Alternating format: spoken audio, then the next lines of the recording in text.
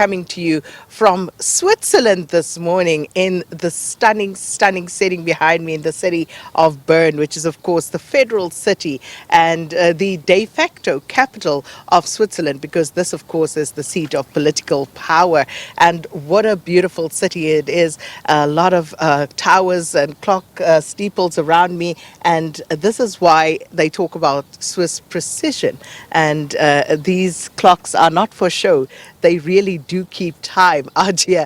So, we don't operate on African time, so things need to get done timeously. Well, welcome. We're here, of course, for the Science and Innovation Study Tour to Switzerland by some of our South African university and government participants. And of course, we are being hosted by the Embassy of Switzerland, and it's been fabulous so far. We had the opportunity yesterday to go out into the Bernese Alps and went up Mount Nissen. It was absolutely fabulous, and hopefully we'll have some time during the week to show you more about that. But of course, getting back to business with the Science and Innovation Tour of South Africa to Switzerland. What is this about, and what exactly are the collaborations to date? Because it's all about soft diplomacy and how South Africa and Switzerland have managed to do their bit so far and how they intend going forward with this particular collaboration. Well, I'm joined right now by the Science and Technology Councillor for the Embassy of Switzerland in South Africa, Ms. Jacquelene Friedenthal. Thanks so much for your time, and welcome to Switzerland. Thank you. So, Jacquelene, firstly, let's talk about South Africa and Switzerland, this collaboration. It dates back in science and innovation to 2007, but talk to us about some of the highlights and, of course, what is still anticipated. Okay, great. Thank you for having me this morning. I'm really happy. Yeah, the collaboration started with the signing of an agreement in 2007, or then by the Minister of Science and Technology, Minister Mangena. And it's been a long relationship. It will be 20 years of collaboration in 2027. And we've got three pillars of collaboration, which is education, research, and innovation, right? And in education, we've got the ESCA scholarships, which is that we awarded to South African scholars, PhDs, postdocs, and research fellows. We also got several institutional collaborations that focus on summer schools, which falls in the area of education, both for Switzerland and South Africa. It's not a one-way stream. And then in the research, we've got research collaboration, which is also a flagship, which is the joint research projects. We've got over 77 now, and there we focus on issues of global challenges as we experience currently in South Africa, the climate change. So climate change is a big area of collaboration, public health, neglected tropical diseases. So it's really addressing issues of global concerns with local impact. On the innovation side, is really encouraging to see what we've been achieved with applied research and innovation in rural areas, high-level research between our two countries, and also innovation challenges. What is encouraging is that Switzerland is number one in innovation globally.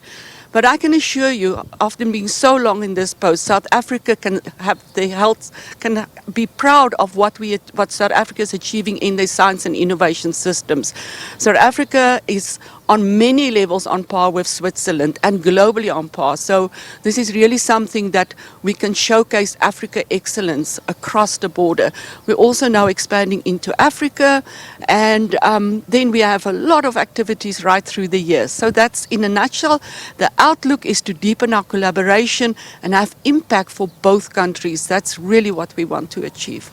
And of course, we have a few universities represented here as well, as well as members from the departments. So what is to come later this week? Because I understand there's a memorandum of understanding that you are looking to sign. So with the innovation collaboration, we do it through the Swiss Leading House that is, for Africa, that is hosted by the Swiss Tropical and Public Health Institute. You would think, okay, what does this got to do with innovation?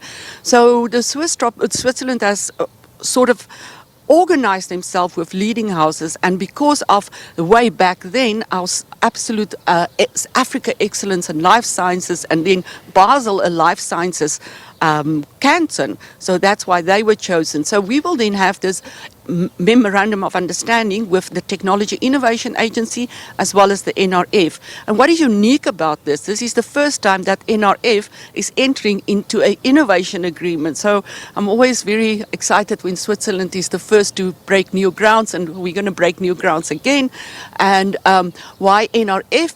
Because there is so much innovation that's sitting on the shelves of South African universities, and we want to untap that and bring it onto the global platform together with the Technology Innovation Agency. So that is what that agreement is about. Well, thank you so much, Jacquelene Friedenthal. And she's, of course, the Science and Technology Councillor for the Embassy of Switzerland in South Africa, talking about some of the exciting innovations to look forward to, because it is about looking at what's happening at the moment.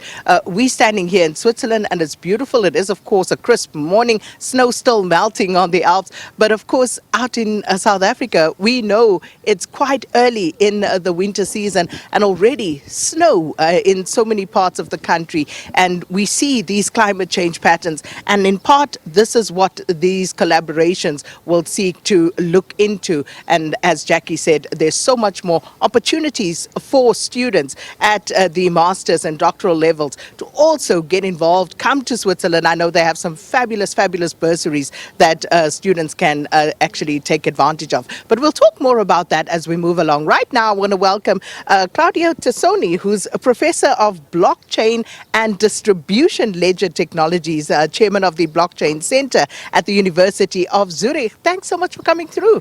Thank you for the invitation. I'm really proud to be here. And I must tell you, speaking of him being here this early, two things. The Swiss precision. He needs to be out in a few minutes, and he needs to catch a train here from Bern back to Zurich, where he is, of course, a professor, and take a class. But yesterday we were on this train, and that one ticket system is fabulous. And we'll tell you, it costs about the equivalent of 10,000 Rand. But here's what you get. You get to use one ticket for the entire public transport system, first class, around Switzerland, and you can go anywhere for the duration of our stay here, whether you want to go from Zurich to Thun, or wherever you want to go in this country, whether you want to go by train, by bus, by ferry, you can use that one ticket. So it's a fabulous system that maybe we'll look into. But Claudia is here to talk to us about blockchain technology. And That's of course, correct. perhaps in a nutshell, for someone who's never heard of blockchain, what exactly is it? A blockchain is a system that allows transactions, people to exchange value, assets, any kind of assets, but also certify events in a distributed manner. If you think, for example, of traditional payment systems that we are used to, they work thanks to the fact that we have a central trusted party. Blockchain does not require them. Anyone can participate of the network, and anyone can validate these transactions. But importantly, blockchains work thanks to the fact that you have economic incentives embedded into the systems. So they are actually not just a technology, but they are a complex socio-technical system that we have been analyzing for several years. And of course, Switzerland has been leading in blockchain technology. I think the last time I was here, we spoke about the biggest blockchain in the world here in Correct. Switzerland. And now you have this collaboration with the University of Cape Town. Mm-hmm, correct, exactly. Switzerland has been very early in creating a heavily regulated environment for blockchain-based initiatives, and this is why a very large ecosystem has instantiated here. But similar things, also like Jackie was mentioning, happened in South Africa with a very powerful hub of blockchain innovation existing in Cape Town. That's why we're so really happy to have this long-term collaboration that we're establishing with that university. So I understand you also have some exciting collaboration coming up. I saw a flyer for that. So just tell us more about that. Yes, we have been organizing a summer school that is called Deep Dive into Blockchain since 2020. In these 5 years, we got already 400 students attending this course offered by the University of Zurich. And one thing that is very important for us is having a very international student audience, because we really believe that blockchain, it can be very impactful all around the world, and that's why reaching a very large population of students is very important for us.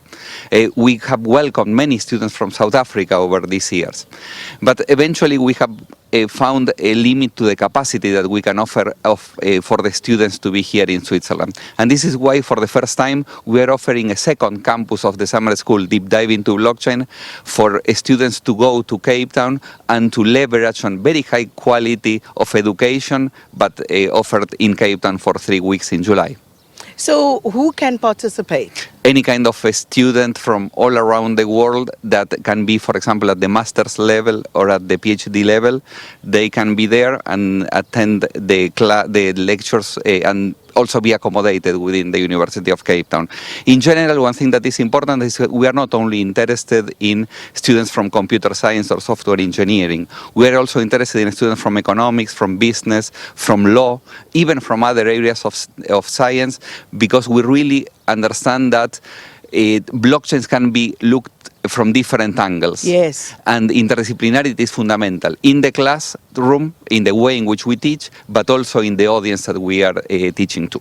And I'm thinking now on a practical level, Claudio, you know, when you talk blockchain, so essentially having a digital footprint of every transaction, or any time someone goes into a specific set of data, you can see exactly who was there when, what they did. And in a country like ours in South Africa, when you take, for example, something like the procurement system, where you want to keep track, this could be a possible solution. Absolutely. I think there are, with respect to transparency, to tracing back origin of funds, and also understanding how the funds are spent, is a value added that is very important from the kind of blockchain applications that can be implemented. Sure.